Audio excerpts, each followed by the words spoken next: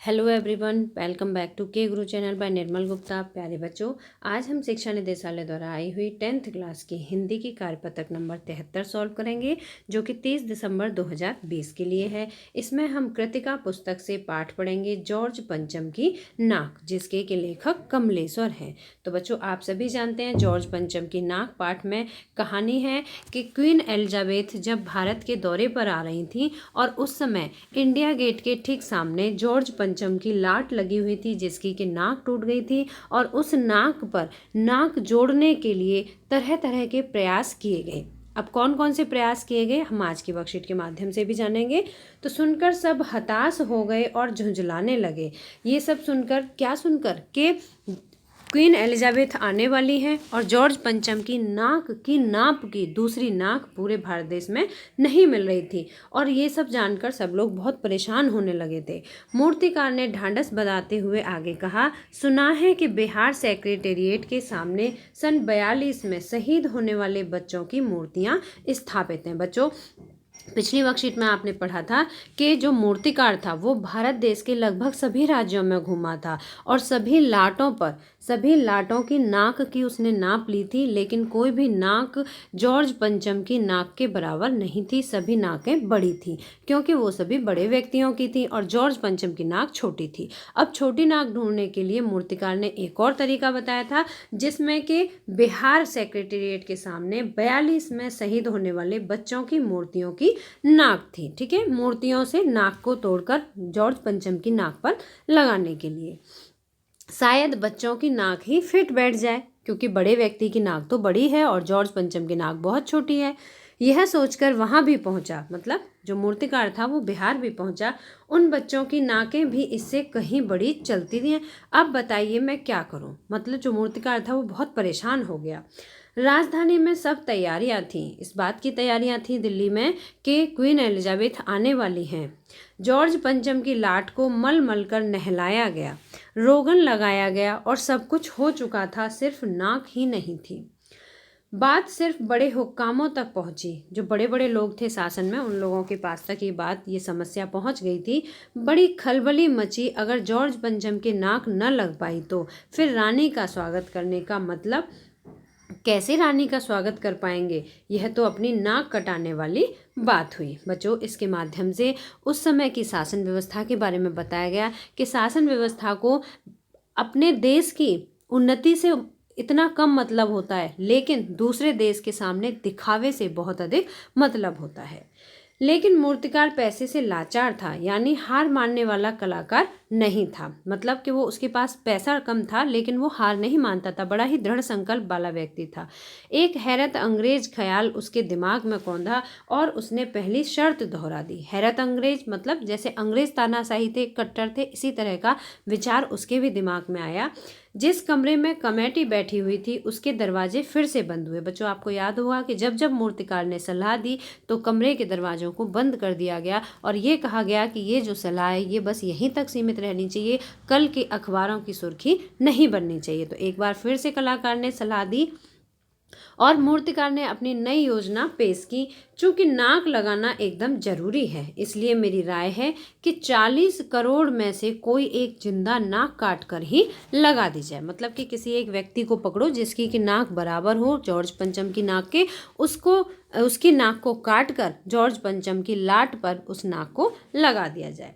इस बात के सुनते ही बड़ा सन्नाटा छा गया। कुछ मिनटों की खामोशी के बाद सभापति ने सबकी तरफ देखा।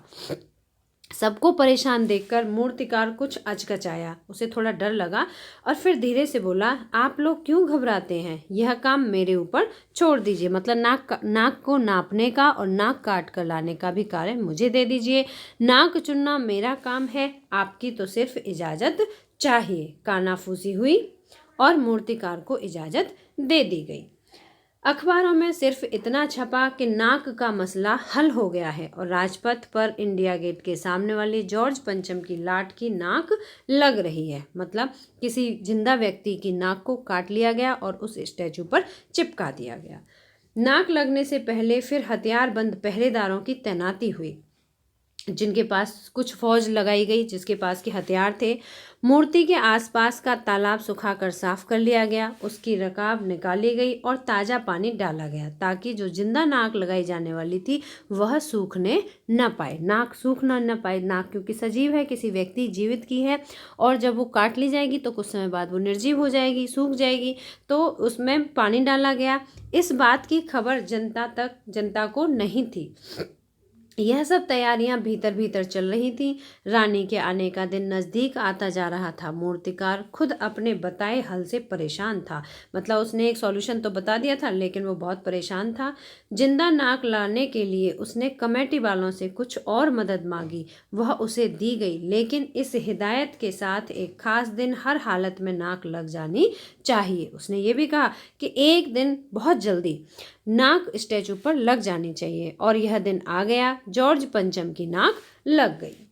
सब अखबारों ने खबरें छापी कि जॉर्ज पंचम के जिंदा नाक लगाई गई है। बच्चों देखो खबर किस तरह से बनाई गई कि जॉर्ज पंचम की एक जिंदा नाक लगाई गई है, यानी ऐसी नाक जो कतई पत्थर की नहीं लगती है। लेकिन उस दिन के अखबारों में एक बात और गौर करने की थी कि उस दिन देश में कहीं भी किसी उद्घाटन की खबर नहीं थी। किसी ने कोई फीता नहीं काटा था, कोई सार्वजनिक सभा नहीं हुई थी, कहीं भी किसी का अभिनंदन नहीं हुआ था, कोई मानपत्र भेंट करने की नौबत नहीं आई थी, किसी हवाई अड्डे या स्टेशन पर स्वागत समारोह नहीं हुआ था, किसी का ताज़ा चित्र नहीं छपा था, सब अखबार खाली थे, और पता नहीं ऐसा क्यों हुआ था। ऐसा क्यों हुआ था बच्चों, इस पाठ में कोई भी कारण नहीं बताया गया है। लगता है कि क्वीन एलिजाबेथ ने अपनी जर्नी कैंसिल कर दी होगी। नाक तो सिर्फ एक चाहिए थी, और वह भी एक बुत के लिए। तो बच्चों ये थी आज की वर्कशीट। अब शब्दार्थ पढ़ते हैं। रोगन, रोगन जिसका क्या अर्थ होता है चिकना लेप, जो किसी वस्तु को चमकाने के लिए उस पर लगाया जाए।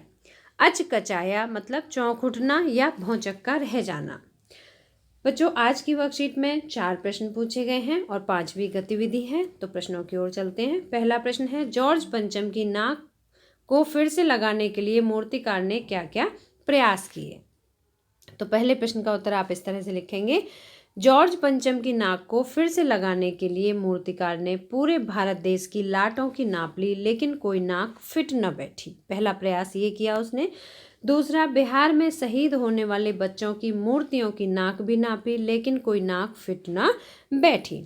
तीसरी सलाह थी उसकी मूर्तिकार ने सलाह दी कि 40 करोड़ में से कोई एक जिंदा नाक काटकर जॉर्ज पंचम के बुत पर लगा दी जाए। बुत मतलब होता है लाट, स्टैचू। प्रश्न नंबर 2 है, नाक काटने से पहले क्या क्या तैयारियां की गई। तो नाक लगाने से पहले जॉर्ज पंचम की लाट को मल कर नहलाया गया। जब नाक लगाई गई बुत पर तो उससे पहले उसकी लाट को मल कर नहलाया गया, रोगन लगाया गया, हथियारबंद पहरेदारों की तैनाती हुई, मूर्ति के पास का तालाब सुखाकर साफ किया गया, उसकी रकाब निकाली गई तथा ताज़ा पानी डाला गया ताकि जिंदा नाक लगाई जा सके। प्रश्न नंबर 3 है, अखबारों ने जिंदा नाक लगाने की खबर को किस तरह से प्रस्तुत किया। अखबारों ने जिंदा नाक लगाने की खबर को इस तरह प्रस्तुत किया कि जॉर्ज पंचम की लाट पर ऐसी नाक लगाई गई है जो कतई पत्थर की नहीं लगती है। कतई मतलब बिल्कुल भी, जो कि पत्थर की बिल्कुल भी नहीं लगती है। प्रश्न नंबर 4 है, जॉर्ज पंचम की नाक लगाने वाली खबर के दिन अखबार चुप क्यों थे। जॉर्ज पंचम की लाट पर जिंदा नाक लगाने से अखबार लज्जित थे। क्यों चुप थे? क्योंकि उन्हें बहुत शर्म आ रही थी। बहुत समय से वो शोर मच रहा था कि क्वीन एलिजाबेथ आने वाली हैं और वो फीता काटेंगी, वो किसी उद्घाटन समारोह में जाएंगी और स्टैचू के लिए नाक यहाँ नहीं तो वहाँ मिल जाएगी। लेकिन जब कहीं भी नाक नहीं मिली तो बड़े शर्म की बात थी कि किसी एक जीवित व्यक्ति की नाक को काटकर उस स्टैचू पर लगा दिया गया।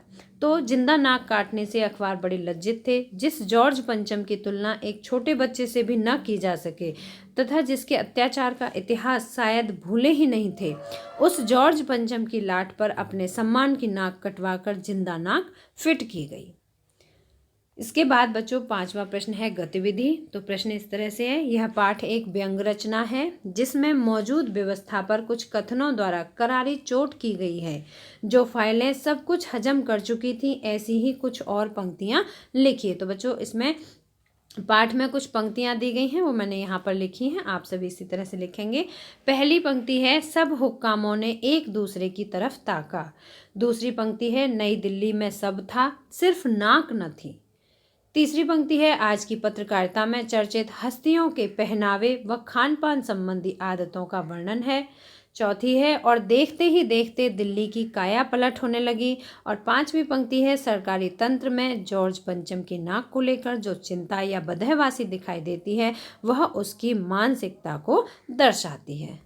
तो बच्चों, मुझे उम्मीद है कि आपको पूरी वर्कशीट अच्छी तरह समझ आई होगी। अगर आपको समझ आई है तो आप इसे एक बार लाइक ज़रूर करना, और अगर आपने अभी तक हमारे चैनल को सब्सक्राइब नहीं किया तो आज सब्सक्राइब जरूर करना।